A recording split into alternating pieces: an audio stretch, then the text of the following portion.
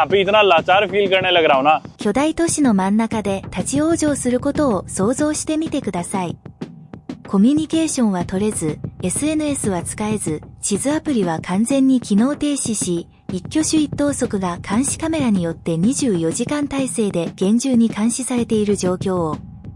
それこそが、あるインド人旅行者が北京に到着した最初の数日間に直面した、息苦しく極度に絶望的な悪夢のような現実です。本日の動画では、大陸の中心で感じるこの息の詰まるような極限の孤立感を共に体験していきましょう。चाइना देश में हम है फिलहाल इनकी कैपिटल सिटी और सेकंड लार्जेस्ट सिटी या फिर second most popular city Beijing में। बीजिंग को पूरी दुनिया की सबसे पॉपुलर कैपिटल सिटी भी माना जाता है। और चाइना देश की अगर बात करें तो इनकी लार्जेस्ट सिटी है शंघाई, जो कि बीजिंग से थोड़ी बड़ी है, और सेकंड लार्जेस्ट ऑब्वियसली इनकी कैपिटल सिटी जिधर अपन फिलहाल है बीजिंग। हालांकि मैं दुनिया की सबसे एक्सट्रीम कंट्रीज में ट्रैवल कर चुका हूँ, दुनिया की सबसे रिमोट कंट्री, दुनिया की लीस्ट विजिटेड कंट्रीज, दुनिया की सबसे अनसेफ या डेंजरस कंट्रीज, लेकिन जो चैलेंजेस मेरे को यहाँ चाइना, जिसे हम दुनिया की सबसे टेक्नोलॉजिकली एडवांस कंट्री कहे तो गलत नहीं होगा, यहाँ पे फेस करने पड़ रही है, तो मुझे कहीं पे भी फेस नहीं करने पड़े भाई। आज मेरा चाइना में चौथा दिन है और मैं यहाँ पे इतना लाचार फील करने लग रहा हूँ ना। 首都北京での4日目、男性 YouTuber は直ちに極度の行き詰まり状態に陥りました。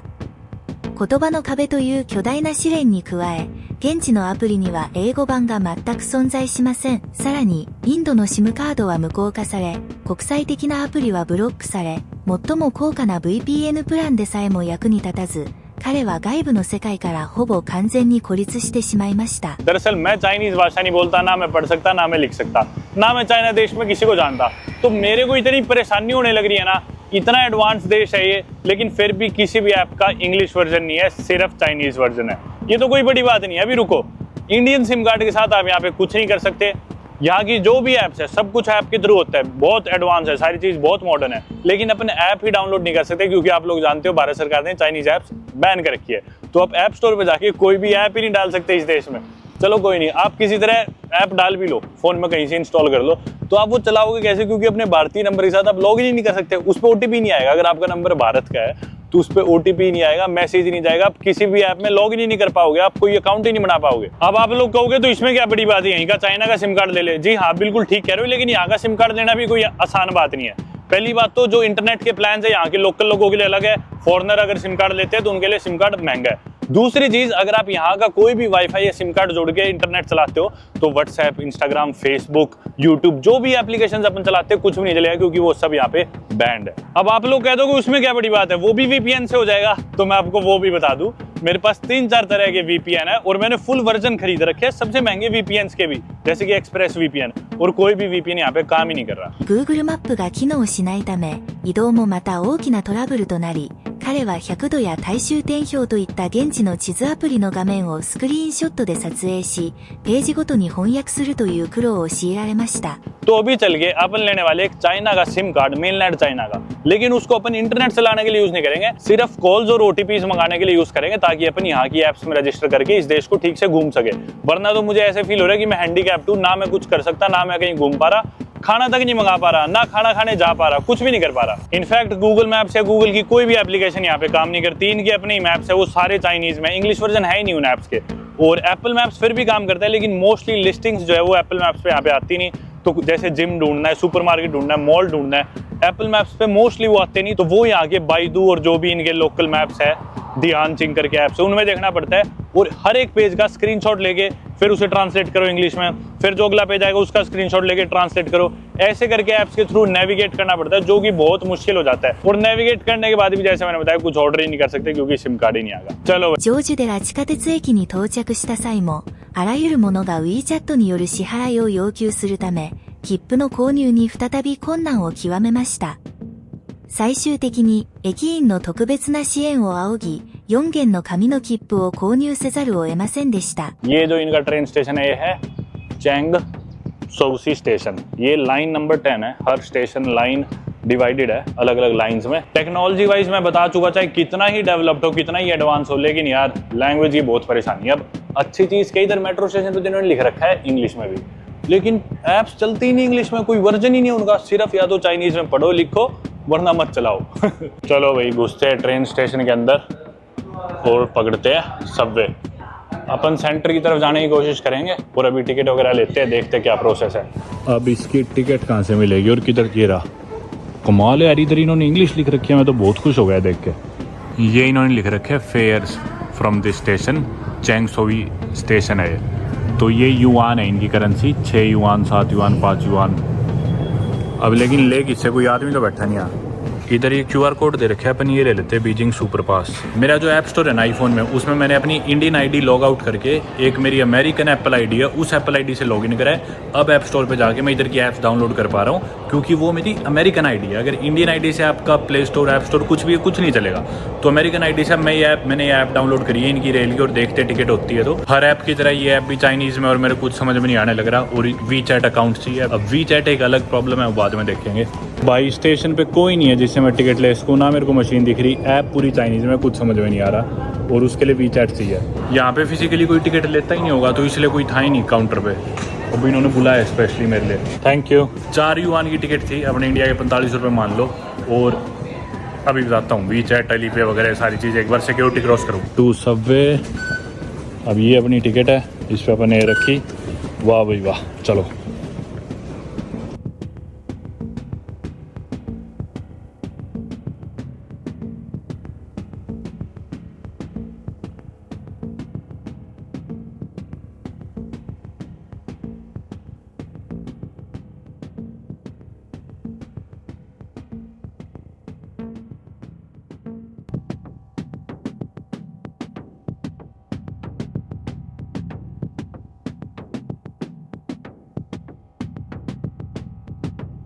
आ गए भाई फाइनली ठीक मेट्रो स्टेशन पे। एग्जिट करते हैं यहाँ से। कार्ड मेरे ख्याल अंदर जाएगा अपना, हाँ अंदर जमा हो गया। चलो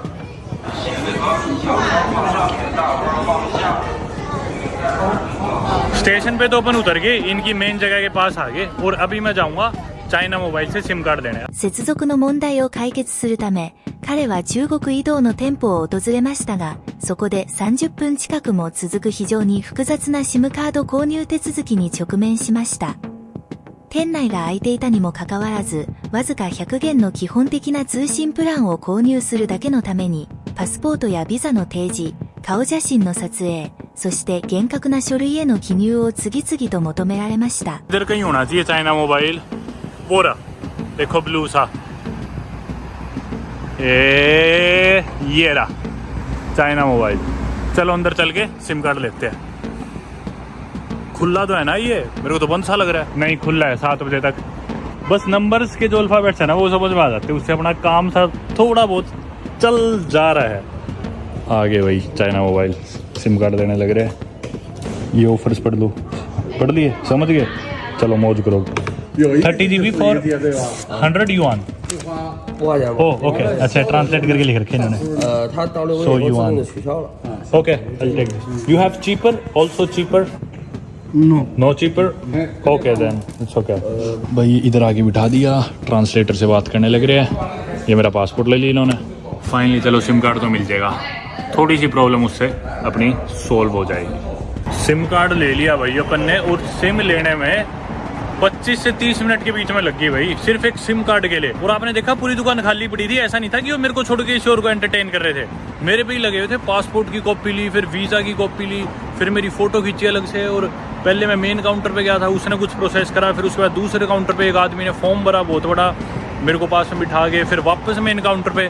उसके बाद जाके एक सिम कार्ड इशू है, जो कि मोस्टली कंट्रीज में ऐसे रात चलते हैं, आपको सड़क पे यूँ पकड़ा देते हैं, या फिर किसी दुकान में जाके बिना कुछ दिखाए आजकल 1 मिनट के अंदर आपको मिल जाते हैं। वो प्रोसेस मेरा 25 मिनट में हुआ इधर चाइना में। सारी मेरी डिटेल चली गई, और चाइना मोबाइल का मेरे पास अब मेनलैंड चाइना का सिम कार्ड है 1 हफ्ते की, जिसकी कीमत थी 100 युआन, यानी कि अपने इंडिया के ऑलमोस्ट 1200 रुपये, जिससे मुझे 30 GB इंटरनेट डाटा मिला है और 100 कॉल्स मिली है चाइना के अंदर। और पेमेंट मैंने अली पे से ही करी। 空港に ATM カードを置き忘れたというトラブルを思い出し、不審な取引を疑った母国の銀行が一斉にカードをロックしたことで、プレッシャーはさらに高まりました。 ये आप लोग शायद जानते होंगे जिन्होंने मेरी पिछली वीडियो देखी है, कि मेरे पास कोई भी ATM कार्ड नहीं है। जब मैं बीजिंग एयरपोर्ट पर लैंड हुआ था, तो इधर के ATM से जब मैं पैसे निकलवाने लगा था, तो गलती से मेरा कार्ड ATM मशीन में ही रह गया था। पहले पैसे आए थे, बाद में मैं कार्ड लेना भूल गया था। और इंडियन बैंक इतने डरपोक है, मेरे सारे कार्ड्स इस टाइम बंद हो रखे हैं। एक्सिस वालों ने बंद कर दिया कि भी सस्पिशियस ट्रांजैक्शन थी। 15,000 रुपये मैंने कहीं होटल के पे करे थे, कुछ था इंडिया के बाहर, उन्होंने ब्लॉक कर दिया। एक SBI वाला बंद कर दिया उन्होंने, और हर ट्रांजैक्शन पे तो कॉल करने लग जाते हैं इंडिया वाले, मतलब जरूरत से ज़्यादा ही कई बार यूँ करते हैं इरिटेट, और उस वजह से मेरे कार्ड बंद हो रखे हैं सारे। एक फाइनल कार्ड बचा था, वो उधर एयरपोर्ट पे रह गया। अमेरिकन एक्सप्रेस है, वो यहाँ कहीं पे चलता नहीं, वैसे बाहर भी वो रेयरली कहीं चलता है। और ऊपर से चाइना में आपने जैसे देखा, मैं अंदर आपको पेमेंट के ऑप्शन दिखा रहा था, तो वीचैट है या फिर अलीपे है या फिर यूनियन पे है, ये सारे वही मोड्स हैं। इन लोगों से आप बोल लोगे ना भाई visa card, master card, American express, इधर किसी को पता भी नहीं है चाइना में वो सब क्या होता है, क्योंकि इनके अपने ही मोड्स है पेमेंट के। और SNS のアカウントから日常の生活活動に至るまで、いつでもどこでも極めて厳重に監視される社会に自分がいることに気づき、その雰囲気はさらに息苦しいものとなりました。無数の監視カメラが街のあらゆる隅々に張り巡らされており、メッセージアプリにおけるプライバシーはほぼ存在しませんでした。गवर्नमेंट सारी चीज रेगुलेट करती है। इवन वीचैट पे भी कोई इंसान किसी से बात करता है तो वो एंड टू एंड एनक्रिप्टेड नहीं होता। जैसे व्हाट्सएप पे आप देखते हो कि भी मेरे और अगले आदमी के बीच में बात रह रही है, ऐसा कुछ नहीं है। यहाँ पे सारी चीजें मॉनिटर होती है, हर इंसान कहाँ पे कितनी क्या पेमेंट कर रहा है, क्या बात कर रहा है, यहाँ की सरकार हर चीज पे नजर रखती है। तो कोई भी वैसे देखा जाए तो प्राइवेसी नाम की यहाँ पे चीज नहीं है। और आप लोग शायद यूं भी सोच रहे हो भाई चाइना में वीडियो कैसे बना रहे खुलेआम, तो यहाँ पे बिल्कुल ही आसान है। यहाँ पे तो वीडियो बनाना, हर इंसान खुद ही रिकॉर्डिंग, लोगों के मुंह में कैमरा देके ऐसे रिकॉर्डिंग करते हुए चलते हैं लोग, क्योंकि हर जगह ऑलरेडी इतने कैमरास लगे हुए हैं। लोगों की पूरी लाइफ एक तरह से मॉनिटर होने लग रही है। अभी देख लो, मैं हाईवे पे खड़ा हूँ, ये देखो कितने बड़े बड़े कैमरा ये लगे हुए, सारी चीज मॉनिटर हो रही है। ठीक है, वो छोड़ो, हाईवे के साथ में ये रोड है, रोड पे इतना बड़ा कैमरा, हर जगह कैमरे, मतलब ये देखो दुकानों के बाहर कैमरेज लगे हुए हैं, हर चीज मॉनिटर होने लगी है। ये देख लो, ये कैमरा तो मैं आपको दिखाने ही लग रहा था मेरे पीछे। अब ये देख लो, कोई भी दुकान होगी उसके बाहर भी इतने बड़े बड़े CCTV कैमरास। ये देख लो रोड की उस तरफ कुछ और कैमरास, मतलब एक भी नहीं, दर्जनों कैमरास हर कोने में दिखेंगे आपको। इसी वजह से यहाँ पे लोगों को रिकॉर्ड होने की इतनी आदत हो चुकी है, प्राइवेसी मतलब अपनी पूरी तरह से खो चुके हैं, तो कोई माइंड ही नहीं करता। हर इंसान एक दूसरे के मुंह पे यूं रिकॉर्ड करता हुआ चलता है। और यहाँ पे टिकटॉक बहुत चलता है, रिकॉर्ड करेंगे कुछ भी टिकटॉक पे डालते रहेंगे और फिर देखते रहेंगे खाली बैठे। मेरे को खुद को वीडियो बनाते हुए फील होने लग रहा है भाई, चारों तरफ इतने कैमरे हैं, कौन से कैमरा में देखूं। भाई साहब देखना कितने कैमरा हर जगह। मतलब नजर घुमाओगे तो कैमरे ही कैमरे दिखेंगे हर जगह। और ऊपर से मैं हाथ में भी कैमरा लेके चल रहा हूँ भाई। सड़क किनारे ये देखना, फुटपाथ पे जो पोल से लगे हुए हैं, इन पोल्स के अंदर भी कैमरास है सभी में। 中国での疲労と束縛を後にし、男性 YouTuber は日本の東京へと進路を変更する旅に立ち、日の出ずる国の文明と洗練さによって直ちに癒されました。先ほどの喧騒とは対照的に、東京の街は輝くほどの清潔さと文明的な行動規範を遵守する人々で彼を迎え入れました。彼が道を譲っただけで自転車に乗る人々が優しく感謝の言葉を口にする親切さや、電車内での通話や路上喫煙を絶対にしないという徹底した意識に、彼は非常に強い感銘を受けました。दोस्तों टोक्यो की एक शांत सुबह से आप सभी का एक नई वीडियो में स्वागत करता हूं। मतलब मेरे को जितना भी लोगों ने बताया कि बहुत ही ना यहाँ पे एटिकेट से पेश आना पड़ता है। ये देखो स्काई ट्री सामने, अपन चलते हैं उस तरफ। ये एक रेलवे क्रॉसिंग बनी हुई है मेरे ख्याल से, ऊपर यहाँ मेट्रो जाती है और नीचे ट्रेन की क्रॉसिंग है, फाटक भी लगा हुआ है, हालांकि खाली है बिल्कुल। ट्रेन आती हुई तो मेरे ख्याल से बंद हो जाता होगा। ये कुछ इनके रेलवे ट्रैक्स है, सुबह का टाइम है, ट्रैक्स तो साफ है इनके बिल्कुल, कुछ दिख नहीं रहा आसपास। ये क्या है, इमरजेंसी बटन, पता नहीं ये किस वजह से है। ट्रैक पे मेरे ख्याल से कोई फंस जाए तो उसलिए होगा शायद। तो हालांकि ट्रेन तो मैंने ले ली थी पहले दिन मेट्रो एयरपोर्ट से शहर तक आने की, लेकिन मेरे जितने भी दोस्त हैं जापानीज या जो जापान में रहे हुए हैं, उन्होंने कुछ यहाँ के कस्टम्स बताए कि ट्रेन में फ़ोन पे बात नहीं करनी बिल्कुल भी, इनफैक्ट इलीगल है शायद। और बड़े लोगों के पास तो फ़ोन लेके खड़े भी नहीं हो सकते रेडिएशंस की वजह से, मतलब बड़े नहीं सॉरी, जो डिसेबल्ड सीट्स होती है उन सीट्स के पास। और इसके अलावा भी अब जैसे मैं सड़क पे चल रहा हूँ, चलते हुए अगर मैं खाना खा रहा हूँ या कुछ पी रहा हूँ या स्मोकिंग कर रहा हूँ, तो वो भी बहुत ही बुरा माना जाता है यहाँ जापानीज कल्चर में। मतलब बहुत ही ज़्यादा ना, हद से ज़्यादा एक तरह से एटिकेट से रहने वाले लोग हैं। मैं भी यहाँ पे पैदल भी चलने लग रहा हूँ ना, तो मेरे साथ से साइकिल वाला कोई जा रहा है, वो भी थैंक यू बोल के जा रहा है, अरिगातो या कुछ जापानीज में। मतलब कि भाई अरे मेरी थोड़ी ये सड़ है कि सबकी है, तुम भी चलोगे मैं भी चलूँगा, पर सिर्फ इतनी सी बात के लिए कि मैंने उनको देख लिया, एक्नॉलेज कर लिया या थोड़ा भी मैं साइड हो गया, इस बात पे ही थैंक यू। कमाल है यार, एक तो हर चीज़ इतनी चमकती हुई है, एकदम शाइन मारती हुई। अभी ये देखो स्काई ट्री तो ऊपर है, इधर बैठने की जगह बना रखी इन्होंने लॉन सा, और बाहर लिख रखे कि ये स्मोकिंग एरिया नहीं है। आप लोग सोच रहे हो कि भाई ऐसे क्यों लिख रखा है, क्योंकि रोड पे यहाँ पे स्मोक करना अलाउड ही नहीं है, इलीगल है जापान में। आप बाहर सड़कों पे स्मोकिंग नहीं कर सकते। दुनिया में मेरे ख्याल 3 4 5 देश होंगे ऐसे जिधर ये रूल होगा, उनमें से एक जापान है। जैसे कि सिंगापुर में भी ये रूल, ब्रूने देश में गया था, उधर तो है ही इलीगल, उधर तो घर के अंदर भी नहीं कर सकते। यहाँ ही हुआ है घर में करो, बालकनी में करो, पर पब्लिक प्लेस में नहीं। बहुत रूल्स है, पता नहीं क्या है। बढ़िया ही है वैसे तो ना।古風な浅草エリアに向かって歩を進めると、桜を鑑賞するために多くの人々が訪れていたにもかかわらず、旅行者は非常に静かで平和な空間に浸ることができました。道中、彼は伝統的な人力車や地元の人々のユニークな旅の靴など、街の活気を興味深く観察しました。ये रूल हो तो, पर ये देखो नज़ारे क्या खूबसूरत है यार। सनी दिन है, शाम को ठंड हो जाएगी 0 डिग्री, 1 डिग्री, 2 डिग्री, पर अभी बढ़िया वेदर है। चेरी ब्लॉसम सीजन भी स्टार्ट होने वाला है, मार्च का महीना शुरू हो चुका है और जल्द ही इधर चेरी ब्लॉसम के ब्लूम देखने को मिलेंगे। ये देखो इधर कुछ चेरी ब्लॉसम ऑलरेडी खिले हुए हैं, भीड़ लगी हुई, इधर लोग फोटो खिंचा रहे, और इतनी शांति है यार, मतलब इतने लोग खड़े फिर भी इतनी शांति है। मेरे को आराम से बोलना पड़ रहा है माइक के मुंह पास करके, कोई शोर नहीं बचा रहा, बिल्कुल भी फालतू का शोर नहीं, आराम से सारे फोटोज खींच रहे हैं, एकदम सन्नाटा।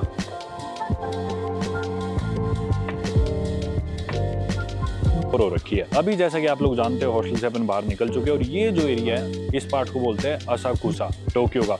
अभी तक मैंने आपको जापान के रीजन्स के बारे में, टोक्यो सिटी के बारे में, ग्रेटर टोक्यो एरिया या इनके जो प्रीफेक्चर्स हैं उनके बारे में बताया नहीं है, तो इसलिए थोड़ी सी आपके लिए चीज़ें कंफ्यूजिंग या मुश्किल हो सकती है समझने के लिए। पर यूँ मान लो ये जो असाकुसा एरिया ना, इसे आप इनका सबसे हिस्टोरिक एरिया कह सकते हो, या फिर ओल्ड टोक्यो के नाम से भी इस एरिया को बोल सकते हो। चल के अपन इस एरिया में पढ़ने वाले जापान देश के सबसे पुराने बुद्धिस्ट टेम्पल को विजिट करने वाले सेंसोजी जिसका नाम है, और उसी के अराउंड ये असाकुसा एरिया बसा हुआ है।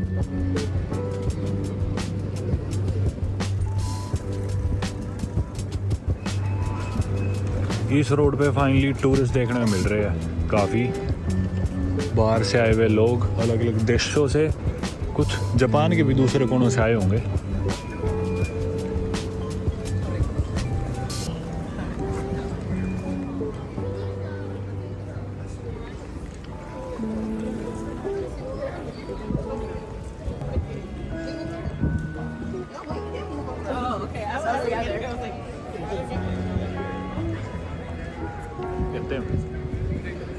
ये देखो ये रिक्शा भी है यहाँ पे, जिसे हाथ से खींचते हैं ऊपर बिठा के, मोस्टली टूरिस्ट ही करते हैं चीज़।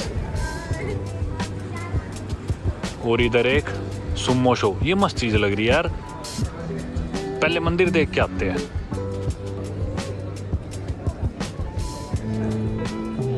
इनके जूते मस्त लगते हैं मेरे को, टैबी।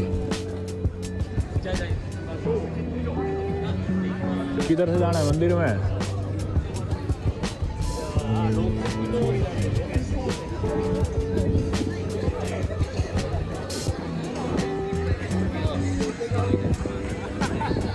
象徴的な巨大な赤提灯がある雷門をくぐり、彼は正式に浅草寺の境内へと足を踏み入れました。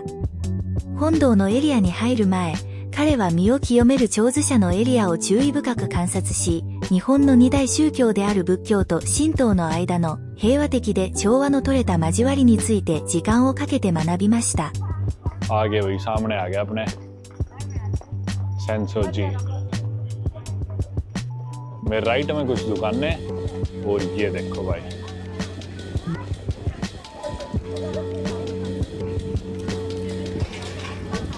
हालांकि वहीं से पीछे से एंट्री थी टेंपल की, लेकिन मैंने सोचा पूरा घुमा के आपको मेन एंट्रेंस से ही दिखाता हूँ अंदर कैसे जाया जाए। पहले तो ये देखो इनकी पेडेस्ट्रियन क्रॉसिंग, मतलब ऐसी सीधी तो देखी है रोड के, ये डायगनली बना रखी है। देखो इधर से डायगनल जाओ, उधर से फिर डायगनली उधर जाओ, कैसी है क्रॉसिंग। चलते हैं अपन अब टेम्पल के अंदर। सबसे बाहर तो ये एंट्रेंस है। आपने जापान के साथ ये फ़ोटो कई जगह देखी होगी। तो ये है मेन गेट सेंसोजी टेम्पल का, कामी मारियोन कुछ ऐसे नाम है इस गेट का। और ये जो बीच में रेड आइकॉनिक लैंटर्न आप देख रहे हो, आपको कई जगह देखने में मिलेगा जहाँ भी जापान की रिप्रेजेंटेशन हो रही होगी विजुअली।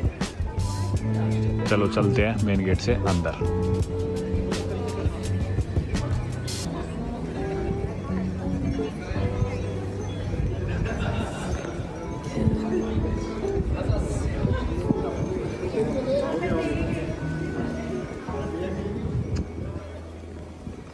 अंदर मार्केट सी लगी हुई है, दोनों तरफ दुकानें हैं।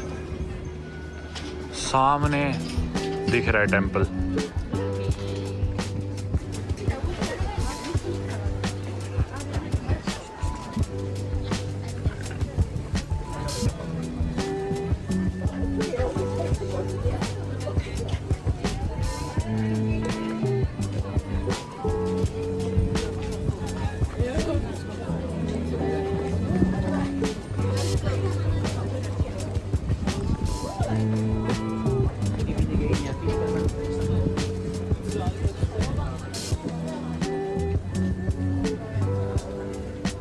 और जापान में ना लोग दो रिलीजन फॉलो करते हैं मेनली, एक तो बुद्धिज्म और दूसरा शिंटो। जी हाँ, आप लोग सोच रहे हो कि ये कौन सा रिलीजन है, तो एक्चुअली में ये एक इंडिजिनस रिलीजन है जापान का, यहीं से ओरिजिनेट हुआ था। और शिंटो और बुद्धिज्म दोनों काफी पीसफुली कोएग्जिस्ट करते हैं जापान में, दोनों ही रिलीजन। और मोस्टली जापानीज लोग दोनों रिलीजन्स प्रैक्टिस करते हैं। मान लो कि भी शादी कर ली शिंटो स्टाइल में, और जो फ्यूनरल है वो मान लो बुद्धिज्म की प्रैक्टिसेस के अकॉर्डिंग कर लेते हैं। तो मतलब ऐसा नहीं है कि कोई बुद्धिस्ट है तो वो शिंटो प्रैक्टिसेस नहीं करेगा, या कोई शिंटो है तो वो बुद्धिस्ट प्रैक्टिसेस नहीं करेगा। बाकी ऑब्वियसली इनकी पॉपुलेशन है लगभग 122 मिलियन, बहुत बड़ा देश है पॉपुलेशन वाइज भी, दुनिया की 11th मोस्ट पॉपुलस कंट्री है। पहले 10th होती थी, फिर मैक्सिको ने से ओवरटेक कर लिया। बाकी ये सब बातें अपन बाद में करेंगे। मोस्टली लोग वैसे एथनिकली जापानीज ही है, लेकिन देश की अगर हम एरिया की बात करें ना, तो 4.25 लाख स्क्वायर किलोमीटर से थोड़ा ज़्यादा एरिया है जापान का, जो कि यूएस की कैलिफोर्निया स्टेट से थोड़ा छोटा है, लेकिन यूके देश से या अपनी इंडिया की राजस्थान स्टेट से थोड़ा सा बड़ा है। बाकी मेरे दोनों तरफ इधर दुकानें तो आ ही रही थी, खाने पीने की, तरह तरह के सोवेनियर्स की, कपड़ों की, टी शर्ट्स की, इनकी ट्रेडिशनल ड्रेसेस की। और अब फाइनली सामने आ गया अपने मंदिर। खूबसूरत है यार, मेरे को लगा पहले वो है मेन मंदिर, पर ये है एक्चुअली। चलते हैं अंदर इसके। हाँ, और व्लॉगर भाई।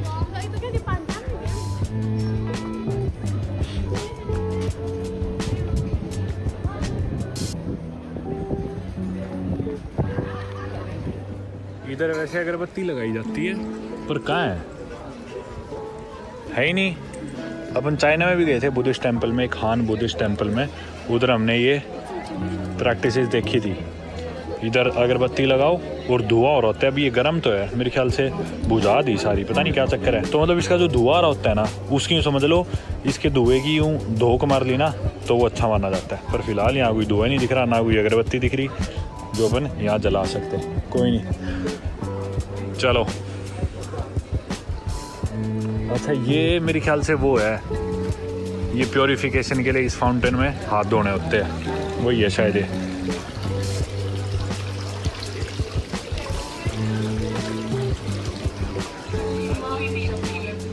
その日の旅を締めくくるにあたり、男性観光客は寺院の前に立ち、完璧な風景画のようなその光景に完全に心を奪われました。寺院の古風で精神的な美しさと、東京の近代的なスカイラインとの絶妙なコントラストが全ての疲労を癒し、スケジュールに追われて急ぐのではなく、ペースを落として全ての瞬間を完全に楽しもうと彼に決心させました。वैसे जहाँ तक मुझे ध्यान है, वर्ल्ड वॉर 2 में ना ये मंदिर तबाह हो गया था, फिर इसे दोबारा रिकंस्ट्रक्ट कराया गया था उसके बाद में। यार नज़ारा देखो यार, ये एक सेकंड ये चीज़ नोटिस करो आप लोग, इधर ये देखो, एक स्पिरिचुअल साइड जापान देश की है ना, कितनी खूबसूरती से ये मंदिर दिखने लग रहा है।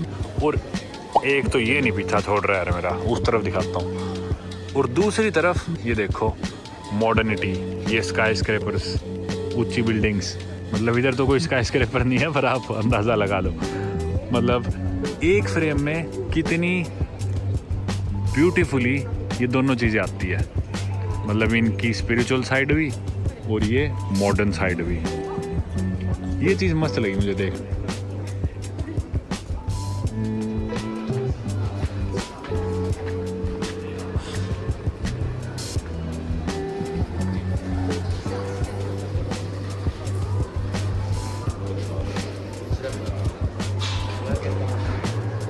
इधर सारे लोग सिक्के डालने लग रहे हैं इसमें, आवाजें आ रही थी। हाँ इसमें डाल रहे शायद, ये क्या चीज़ है रे, इसमें डाल के लाने लग रहे हैं। अभी पढ़ता हूँ क्या है। Drop in 100 yen while praying for your wish. Shake the box politely a few times. Put the shelf back. लोगों को भी टाइम पास के लिए कुछ भी करवा लो।